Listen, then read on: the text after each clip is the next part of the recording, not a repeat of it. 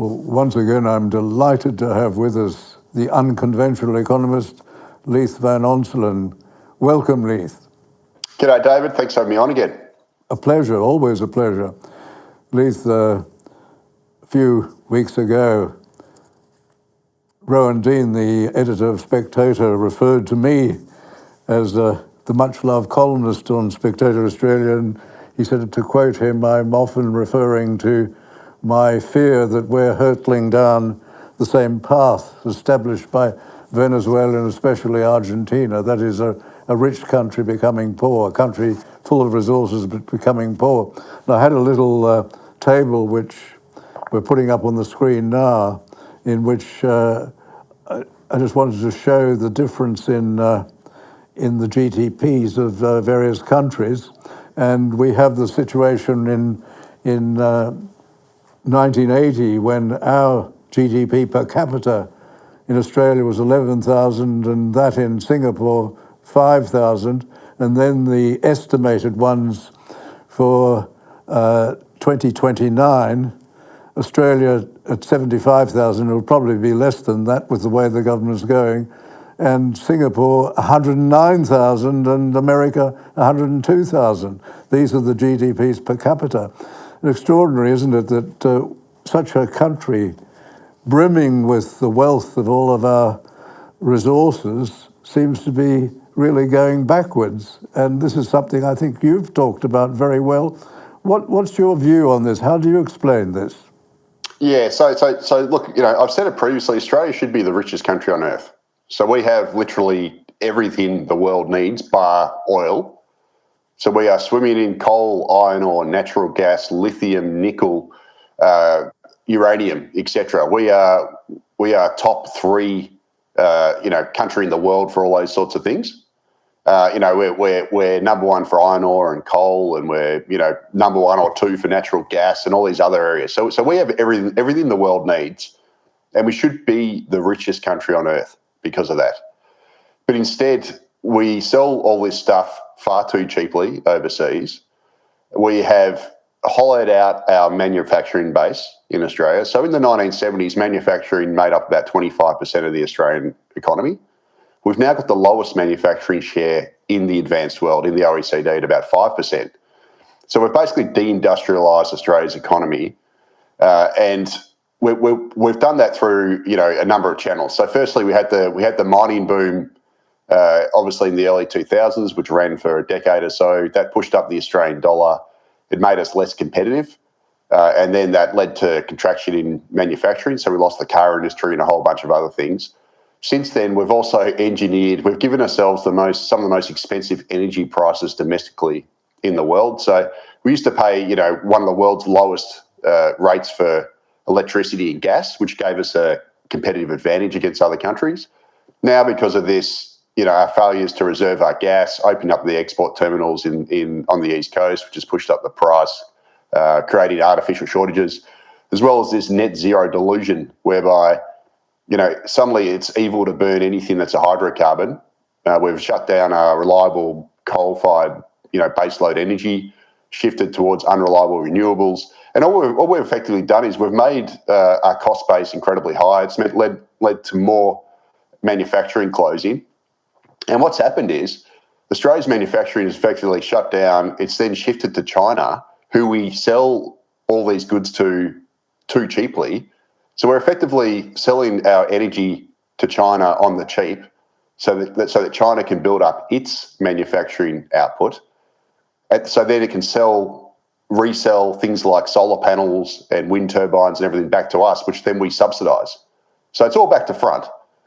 And, as a result, and obviously China's carbon emissions are then rising exponentially, and China's accounted for about 2/3 of the world's increase in carbon emissions this century, while us and other developed countries are deindustrialising it all for the sake of net zero. It doesn't make any sense. And the thing that I'm worried about here, David, is that because our economy has been hollowed out and it's become solely reliant on importing masses of people, as well as, obviously now government spending, we are going down the Argentinian route, whereby we are stuck with chronically low productivity. So some data's come out recently, and it shows that Australia's, in the national accounts, it shows that Australia's productivity growth has collapsed to 2016 levels. We've now experienced the biggest productivity decline out of advanced countries in the last decade or so. And we are basically becoming a low productivity, very unsophisticated economy. And as a result, we've had a per capita recession for 7 consecutive quarters. Our real per capita household disposable income's fallen by 8.4% since this government came to office. And we've got an economy that's effectively that's growing incredibly slowly. It's growing through population growth and through other unsustainable means. It's got decrepit productivity, and our living standards are going backwards. And I think if we keep going down this road, we're going to end up falling down the developed country rankings. And if you play this out for long enough, we could end up being like an Argentina. And the Harvard Business School does an economic complexity study every 2 years. And what it showed is that this century, Australia's economic complexity ranking out of about 150 countries has fallen from about 60 in the world at the start of the century to about 102 in the world. And we're now behind Bangladesh and Senegal, where we are literally, we are ranked alongside African nations for economic complexity. And this is because we have deindustrialised and we've just become basically a people servicing economy. We import heaps of people, and then we just, provide low productivity services to them and build houses for them. That's effectively the Australian economy now. And it's, it didn't have to be this way. But unfortunately, that's what we've got. And we still aren't capturing nearly enough revenue from our resource exports. We're not value adding to our resource base to try and actually add value to it and go up the value chain. We've just become like an African nation, unfortunately. And the importing of people, will that change if the government changes? I very much doubt it, unfortunately. So we actually got some new population data that came out from the September quarter national accounts last week, and it was quite bizarre. So what you can do is, and what I've done, I should say, is if you divide the aggregate GDP of Australia, so the total GDP, by GDP per capita, which the ABS provides, you can get a population estimate. And it's basically the ABS's population estimate up to the September quarter, because the official population data is only up to the March quarter. So it's running about 6 months behind. But what it showed is that the national account showed that our population grew by 168,000 people in the year to September, which is an extraordinary number. And over the year, in the September quarter, I should say, it grew by 168,000 in just one quarter. And in the year to September, Australia's population grew by 638,400 in 1 year. Now, just to put that into perspective, that is the equivalent of growing by a Hobart plus a Darwin in a single year. And yes, it has fallen a little bit. So our population growth peaked at about 660,000, but it's only come down to around 640,000. So we've gone from Mount Everest down to K2. We're still growing incredibly strongly. And the unfortunate thing that's happened this week is that, or over the weekend, was that, the opposition leader, Peter Dutton, basically wouldn't commit to lowering immigration. He said that he'll explain how the coalition will lower immigration and by how much after the next federal election. So he's basically walked back his commitment to cutting net overseas migration. And this comes in the back of, the coalition obviously voting against Labor's international student caps as well, and blocking that a couple of weeks back. So, this is what I always feared. All sides of politics are card-carrying members of Big Australia. They all support high immigration. It's just a matter of degrees by which they support it. So, leading up to the pandemic, the previous government ran a mass immigration program. The previous government before that, the Rudd-Gillard government ran a mass immigration program. John Howard started the mass immigration program in about the mid-2000s. And it seems that if the coalition get elected, they're going to continue it. They'll just cut it back a little bit. But we're still going to have this absurd high immigration that we've run for 20 years. And it has wrecked Australia's living standards. We've had chronic shortages in housing infrastructure. It's wrecked productivity because the population has grown faster than we could build infrastructure, we could provide business investment, or we could provide housing. And it's led to what I explained previously as capital shallowing, which happens when you get less capital per worker. And a very basic stylized example of that is which I've used previously, is that if you run a cafe and you have 2 employees working one coffee machine and you can produce 50 coffees per hour, if you double the number of staff working that one coffee machine, you won't get double the amount of coffees made per hour, because those staff will have to wait for each other to make coffee. They'll bump into each other. There'll be congestion around the machine, etc. So instead of making 100 coffees per hour with 4 staff, you might make 75. So your output doesn't match the inputs in labour.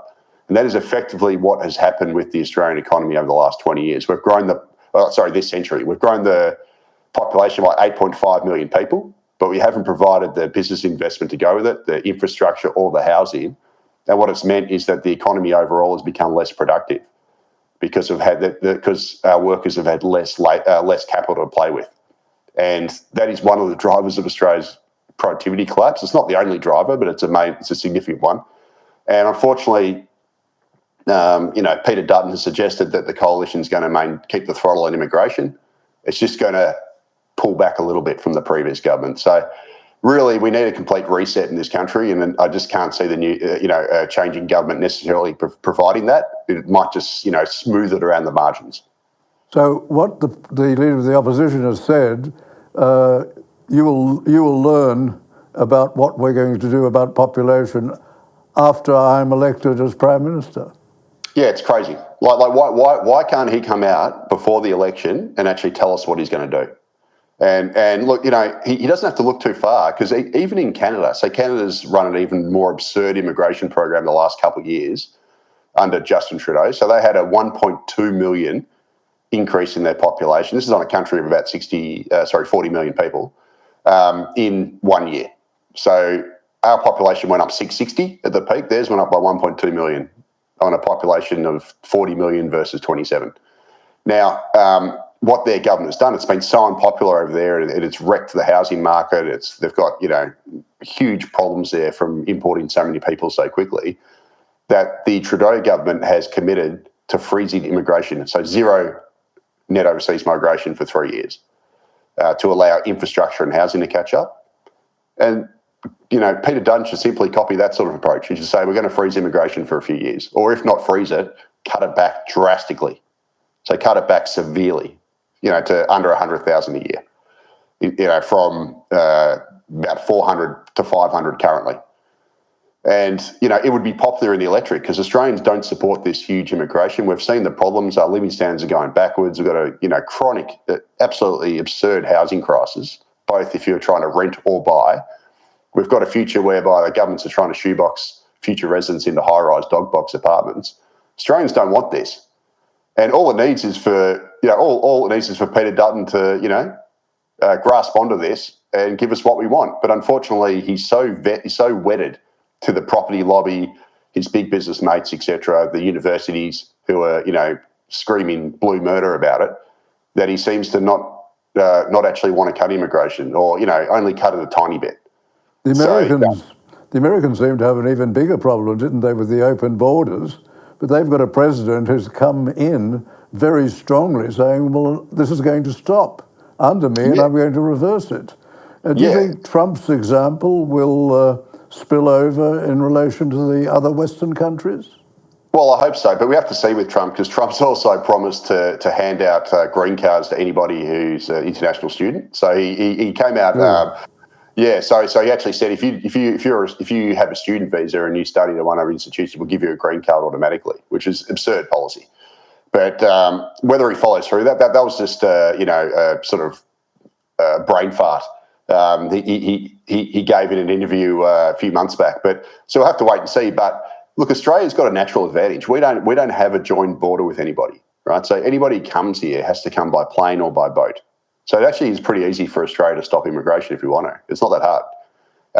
Americans don't have that luxury. They've got obviously a southern border and a northern border where people can literally cross the land. So we should be able to control our immigration a lot easier than the United States can. But our federal government for 20 years has instead, imported massive amounts of people by plane. And, then at the same time they try and gaslight us that the housing crisis is caused by other factors. It's not, because 100% of Australia's population growth is coming from net overseas migration, because they either come here directly by plane, or when migrants have children, that's then counted as natural increase. If we didn't have immigration, we wouldn't have any population growth, and therefore we wouldn't need to build any houses other than just rebuilding old houses that are old and need to be replaced. So Australia's housing crisis is an immigration crisis. It's as simple as that. So anybody who claims that the housing shortage has nothing to do with immigration is literally deluded, because all of Australia's future population growth, as projected by the ABS and the Intergeneration Report, is going to come from net overseas migration, both as migrants arrive by plane and then once migrants have children. That is the only thing that's going to grow the population. The fundamental problem seems to be the quality of governance then. Oh, yeah. Look, unfortunately, we are one of the worst government countries in the world. So as I said, we have all the natural advantages that other countries would die for. We're abundant resources in everything other than oil. And yet we have somehow engineered a cost of living crisis, an energy crisis, a budget crisis. We never seem to have enough revenue, an inflation crisis, and everything crisis. Let's be quite honest. A population crisis.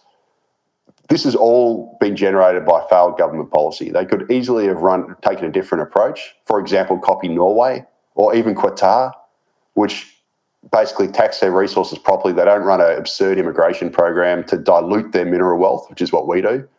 And, I've said it before, David, Norwegians are sitting on a sovereign wealth fund via taxing their resources properly. That's worth currently about $310,000 US per citizen. So, when you have a sovereign wealth fund that is worth $310,000 US per citizen, you have a direct incentive not to run a high immigration program. Because if you import people, you dilute your sovereign wealth fund amongst more people and you become poorer. Australia, we don't tax our mineral resources properly. We have no sovereign wealth fund from our sources to show for it. We are chronically, underfunded from a budgetary perspective. And the federal government's brainiac solution is just to import more people, so we've got more PAYE taxpayers.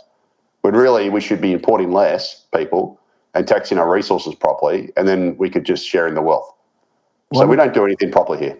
One of the things which ensures that we continue to have career politicians on both sides is probably the way in which the two-party system has been built in. And once they've got in, they've taken measures to ensure that the two-party system continues. For example, preferential voting helps, I think, the two-party system. And compulsory voting probably also helps that too. Most countries don't have that. Most countries also have much better identification requirements when voting. All of these seem to be things which the major parties seem to agree on. Yeah, and it's basically just to keep the duopoly, isn't it? Yes. Of the two parties. And, look, David, I'm often asked, often people say, Leith, why don't you get into politics? Well, I'll tell you why I don't get into politics. Because, well, firstly, I think I could have more impact on the sidelines writing about it and doing these sorts of interviews. But secondly, it's because of the two-party system, because the only way I could ever actually get into politics is I'd have to join one of the major parties, and then you have to vote along party lines. You can't, and the fact of the matter is I disagree with the major parties on most policies. So someone like me, if I joined the Liberal Party, I'd end up just having to do press conferences where I'd have to spout the party line against my will. And because that's what's been decided at the high level, in caucus or whatever. So that's why I've never joined politics, because you can't under the two-party system. And the only way you're going to get elected under the two-party system is to join one of the two parties. So we're in a bit of a catch-22 here, where we can't get alternative ideas in and contestable ideas, because you can't enter the system in the first place unless you join one of the two parties. And then once you do it, you have to toe the party line. Yes, and even there, when it comes to the two parties, there's then a desperate attempt by the party hierarchy to control the pre-selection system, so that you only pre-select people who will toe the party line. And the tendency is quite often, not always, but quite often is to bring in people they're already part of the party circle before they are pre-selected. They're working for politicians and so on. So you create a system where they're repeating themselves, getting the same sort of people into politics. This is a sad situation, isn't it, for a country which has such wealth? Yeah, it is. It is, and unfortunately, it just seems to be. We're in sort of terminal decline in Australia. As I've said, we have deindustrialised. We've destroyed our manufacturing base. We have the lowest, manufacturing share in the OECD. We have one of the least complex economies in the world. We are literally ranked alongside a whole host of, two-bit African nations for economic complexity, and there is no will politically to turn things around, and instead we get gimmicks like Albanese's Future Made in Australia program, whereby he basically wants to throw billions of dollars of our taxpayers' money at hand-picked industries to be manufacturing so-called superpowers. So he wants us to build solar panels and wind turbines and all this sort of stuff. But these are things that we'll never be competitive in, and we'll only be able to build them on the back of the taxpayer subsidies. When really the solution is to fix the gas market, deliver us cheap gas and electricity prices, and make it so that we can build stuff ourselves in Australia because we have lower cost energy than most places in the world. That would actually give us a manufacturing base, and then But unfortunately, there's no will to change these things. Leith, once again, you've explained the situation, and it is a rather sad picture. That is how going down the Argentinian path. I do recommend to viewers that they go back and look again, watch again, how well you explained why we were having blackouts in New South Wales. You explained that superbly, and you go right back to the beginning, the privatisation of energy in New South Wales. Thank you again, Leith, and thank you for your contribution this year. I hope that you will be available next year when we start the programs again in January, because what you give us with your unconventional economics is the truth of the matter in relation to the fundamental changes which we must make if Australia is to go down the right path. Thank you, Leith, and Merry Christmas. You too, David. I'll speak to you next year. Certainly. Thank you.